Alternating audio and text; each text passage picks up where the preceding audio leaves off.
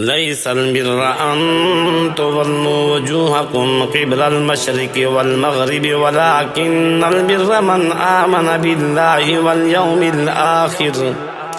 واليوم الآخر والملائكة والكتاب والنبيين وآتى المال على حبه ذوي القربى واليتامى والمساكين وابن السبيل والسائلين وفي الرقاب وأقام الصلاة وآتى الزكاة والموفون بعهدهم إذا عاهدوا والصابرين في البأساء والضراء وحين البأس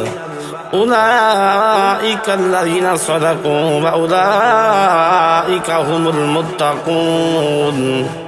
يا أيها الذين آمنوا كتب عليكم القصاص في القتلى الحر بالحر والعبد بالعبد والأنثى بالأنثى فمن عفي له من أخيه شيء فاتباع بالمعروف وأداء إليه بإحسان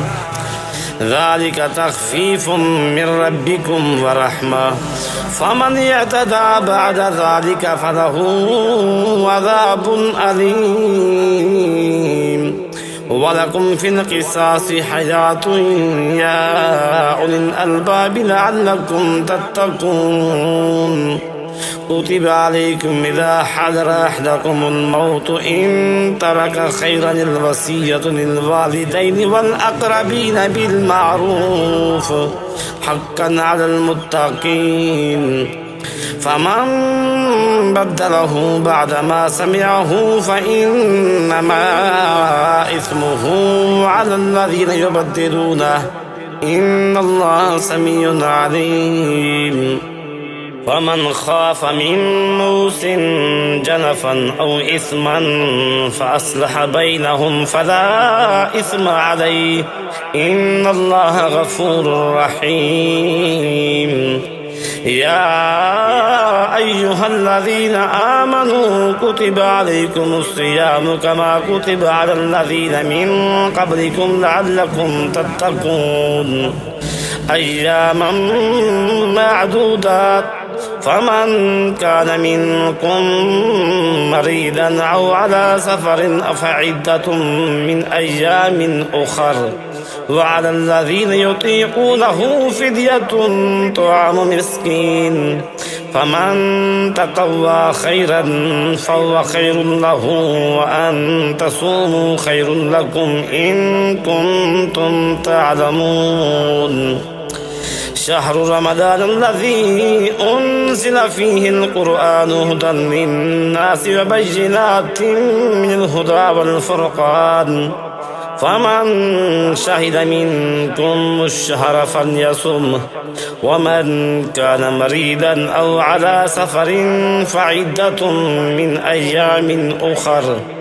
يريد الله بكم اليسر ولا يريد بكم العسر ولتكملوا العدة ولتكبروا الله على ما هداكم ولعلكم تشكرون.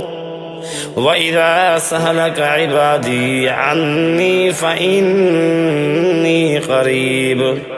أجيب دعوة الداع إذا دعاني فليستجيبوا لي وليؤمنوا بي لعلهم يرشدون.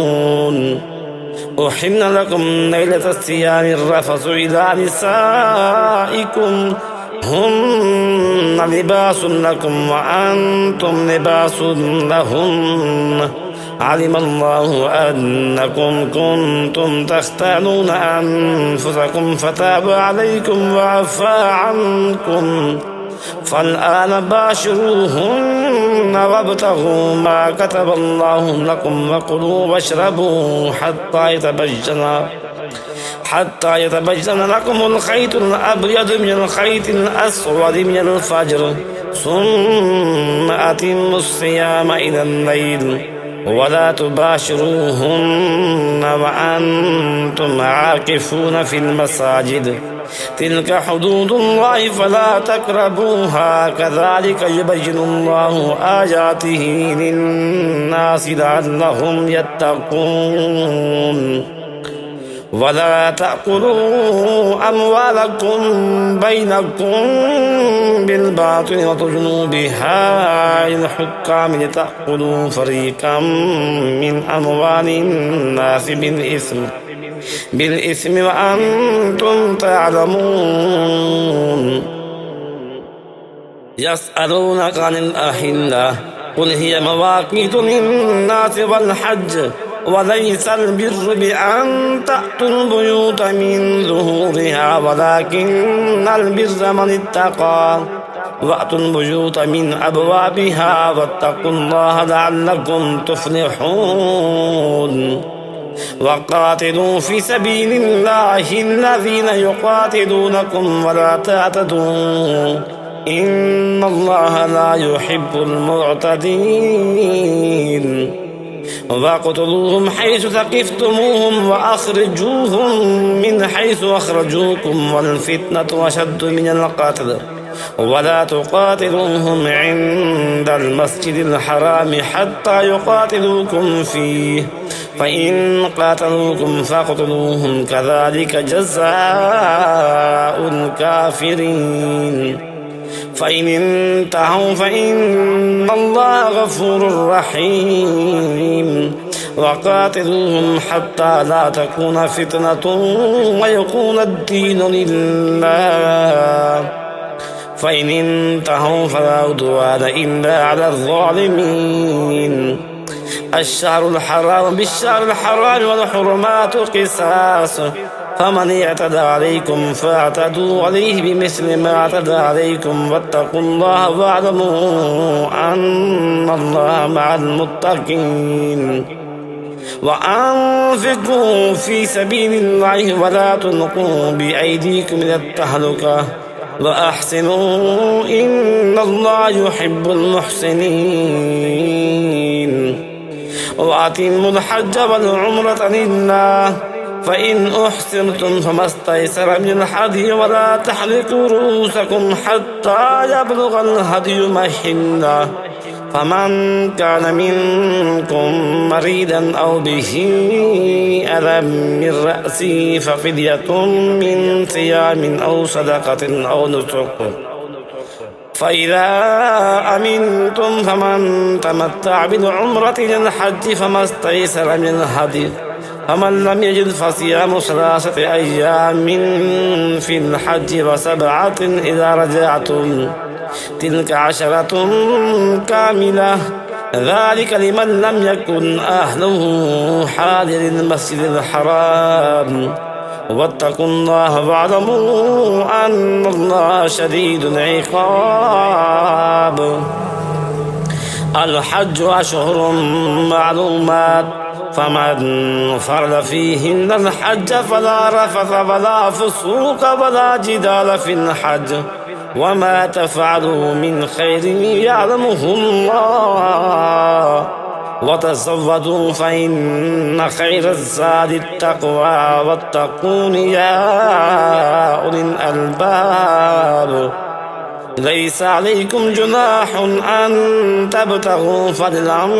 من ربكم فإذا أفضتم من عرفات فاذكروا الله عند المشعر الحرام واذكروه كما هداكم وإن كنتم من قبله لمن الضالين.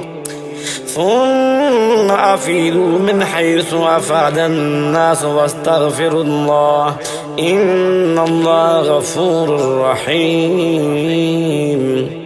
فإذا قضيتم مناسككم فاذكروا الله كذكركم آباءكم فإذا قضيتم مناسككم فاذكروا الله كذكركم آباءكم أو أشد ذكرا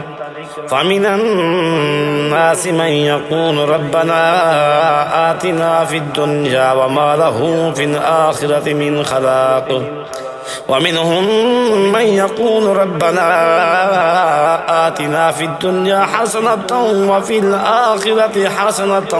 وقنا عذاب النار. أولئك لهم نصيب مما كسبوا والله سريع الحساب واذكروا الله في أيام معدودات فمن تعجل في يومين فلا إثم عليه ومن تأخر فلا إثم عليه لمن اتقى واتقوا الله واعلموا أنكم إليه تحشرون ومن الناس من يعجبك قوله في الحياة الدنيا ويشهد الله على ما في قلبه وهو ألد الخصام وإذا تولى سعى في الأرض ليفسد فيها ويهلك الحرث والنسل والله لا يحب الفساد وإذا قيل له اتق الله أخذته العزة بالإثم فحسبه جهنم ولبئس المهاد ومن الناس من يشري نفسه ابتغاء مرضات الله والله رؤوف بالعباد يا أيها الذين آمنوا ادخلوا في السلم كافة ولا تتبعوا خطوات الشيطان إنه لكم عدو مبين فإن زللتم من بعد ما جاءتكم البينات فاعلموا أن الله عزيز حكيم هل ينظرون إلا أن يأتيهم الله في ظلل من الغمام والملائكة وقضي الأمر وإلى الله ترجع الأمور